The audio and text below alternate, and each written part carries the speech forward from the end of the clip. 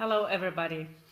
I'm very happy to be with you today. I had to cancel my trip to Granada last minute, and I'm really grateful to Artisita for making it possible to go online and deliver my talk virtually instead of in presence. I consider myself a synesthesia translator because my synesthesia work is focused upon translating my highly individual synesthetic perception into something which can hopefully be understood by my environment, by people around me who are non-synesthetes and who would need something tangible to understand this phenomenon. In addition, I have in the meantime become a coach for synesthesia, sensory processing, sensitivity and giftedness. With great pleasure, I will present to you today my talk entitled Walking Down the Street, From Colored Hearing to Sheet Music, the sequel. Let me start by explaining what I mean with the sequel. For this, I would like to take you back into time, to be concrete, to the year 2006. The second German International Synesthesia Conference, which took place in Hanover, Germany, at a medical high school. The conference was organized by two highly appreciated researchers whom we all know very well, Hindek Emrich, whom we all truly miss, and Markus Zedler. In 2006, I was still a synesthesia rookie. I was trying to figure things out. The Hanover conference was the first time ever I gave a talk at a synesthesia conference. And although here you can see only program for day 2, and I know you can't read it because it's too small, but you can find the program online on the website which is indicated here. I know you would recognize many of the names on this program. There are quite some usual suspects to be found. It was the first time I crossed ways with renowned researchers such as Richard Sajtovic, and it was the start of some wonderful lifelong synesthesia friendships. Quite some of you are sitting today in the audience, and at this very moment, or you are, like me, digitally online, and you know who you are. The title of my talk in 2006 was Walking Down the Street, the Visualization of a Tune, or How to Create Sheet Music from the Synaesthetic Perception of Sound. At that time, I was facing a challenge in a non-synesthetic context. I was a singer in a German a cappella ensemble. While my harmonic ear is fine, my command of sheet music is, to tell the truth, really poor. 4 of the other singers were classically trained, so sheet music was always the tool of their choice. My preferred approach, purely auditive, analytically listening to a piece and improvising based on what you hear, was just not feasible for this constellation. It was really just not feasible to do it like that. While I was singing with those guys, I came across a beautiful tune which I suggested for integration into our repertoire. It's called Walking Down the Street, and it's composed and performed by the Swedish a cappella heroes, the Real Group. It was published in 1998. It's a very nice, upbeat, bluesy style tune with real nice jazz chords, including all those disharmonies which we jazzers like, with singing voices that blend so well that it's hard to tell them apart, which is part of the magic and the charm of this tune. Let me give you a short impression of what I'm talking about.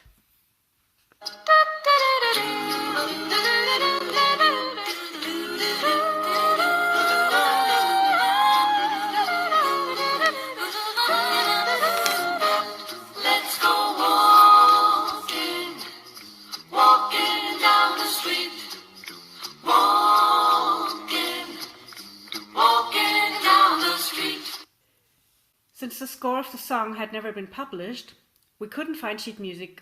We looked around everywhere, but we couldn't find it. So the project seemed to be over before it even started.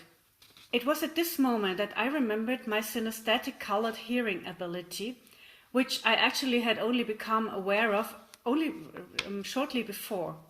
It had been there since early childhood, but I had not understood what is happening and had unveiled it only recently.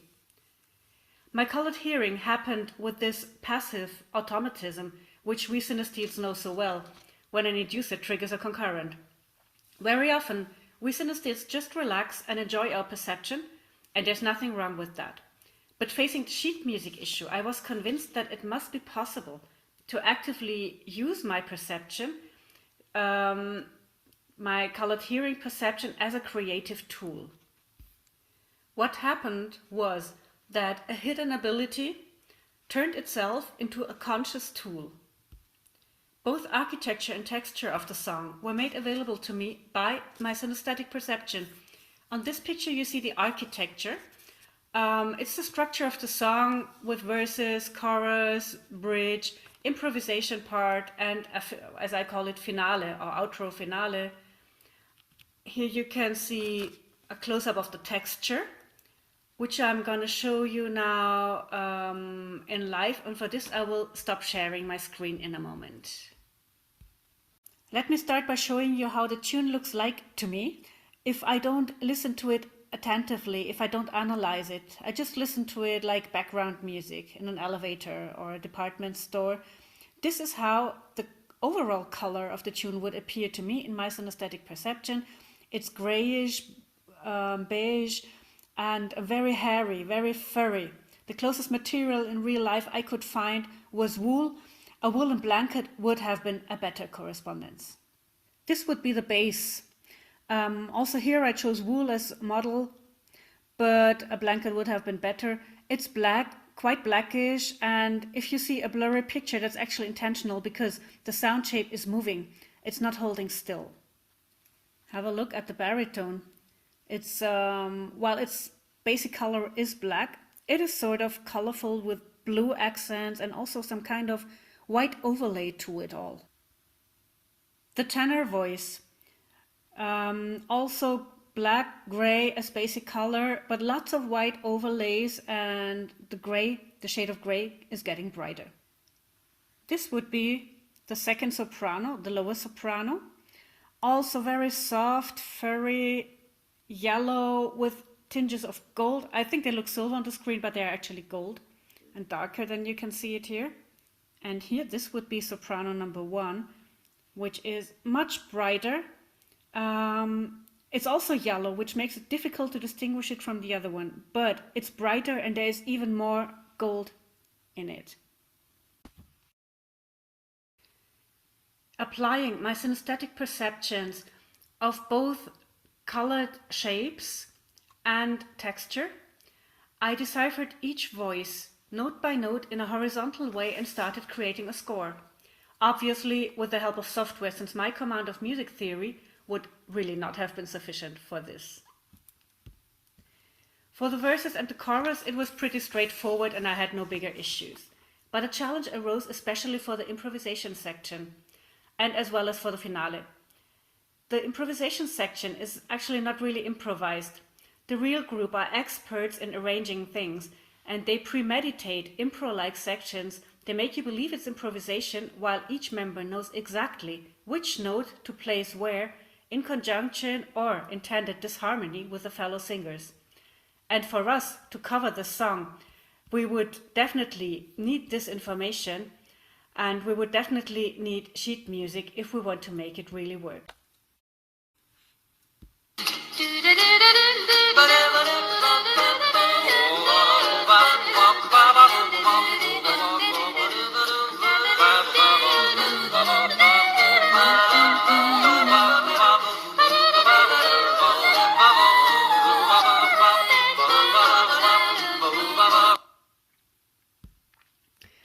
I could go on like that forever, listening to this beautiful sound. I'm sure you could hear how difficult it must be to tell the voices apart. In my opinion, which may be wrong since I'm not a professional musician, just an amateur, music theory alone would probably not have been sufficient to create a score, which really is a proper transcription and a correct image of what we just heard. Of course, you can create a score which is technically correct and which is musically, well, impeccable, as they say here in the Wallonie, where I'm currently sitting. But it may lack that little bit of, I don't know, fire. I don't know how to express it better, which we just could hear. There's actually a score which can be found nowadays on MuseScore. Back then there was nothing when I started out, but now there's something on MuseScore, and what they do is they simply leave the improvisation section empty in their score, and you can fill it ad libitum just as you like. That's exactly not what we needed as an ensemble when we tried to do a proper interpretation of this tune. In 2006 in Hanover, I presented this approach. I showed the finished score, which is actually here, it's 16 pages. And I showed how from the sound of a tune I had managed to create a score exclusively by colored hearing and sound texture synesthesia. But this is where the story stopped. Back then I did not provide the audience with a reality check whether this new score works at all. And it ended up in my drawer, the group split up, and we never performed it. It was 13 years later, in 2019, that I got a chance I had been hoping for. I'm currently a member in a jazz choir, the Luxembourg Jazz Voices. Today, I'm very happy to share with you the sequel to the story, the reality check. Yes, it has worked and we did it. The Luxembourg Jazz Voices have performed Walking Down the Street at the end of February 2020, which was actually basically before the lockdown period, and at an a cappella festival in Luxembourg. Let me give you the proof. He is walking, walking, walking down the street. Walking, walking down the street. Walking, walking down the street.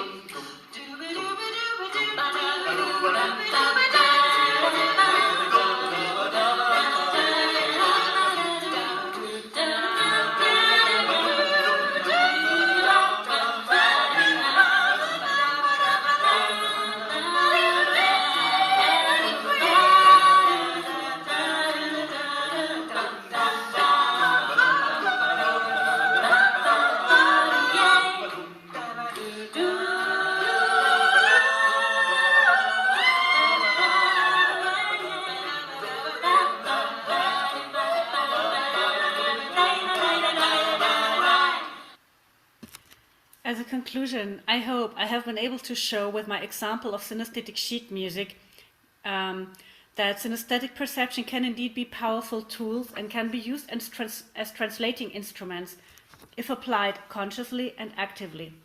For this, it would be crucial to raise awareness for each of your own synesthesia types, realize which ones you have and get to know them well and how you can apply them.